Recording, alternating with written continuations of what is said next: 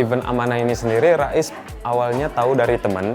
Di dalam kegiatan ini ada 3 orang pemantri yang hebat. Ada Kak Citra, Kak Intan, dan juga Mas Denny. Dan materi-materinya yang disampaikan itu memang benar-benar daging semua dan luar biasa.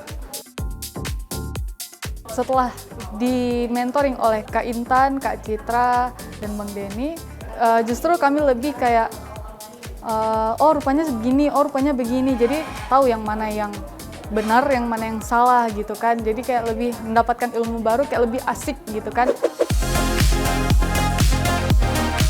Perkembangan hari ini surprise lagi. Saya setiap hari dapat surprise karena model-model wanitanya itu jauh terlihat progresnya.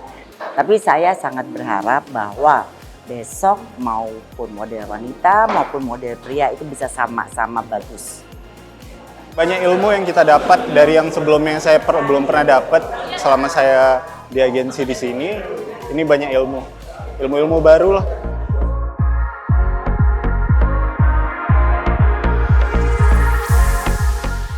Ini udah masuk ke penampilan persiapan untuk grand final nanti. Saya sangat optimis bahwa dari Aceh ini pemuda-pemudinya nggak beda gitu. Bukan berarti karena ini di luar Jakarta terus dari segi kemampuannya mereka di bawah standar atau di bawah rata-rata model nasional gitu. Enggak, tapi mereka sanggup untuk bersaing. Jadi itu yang paling penting.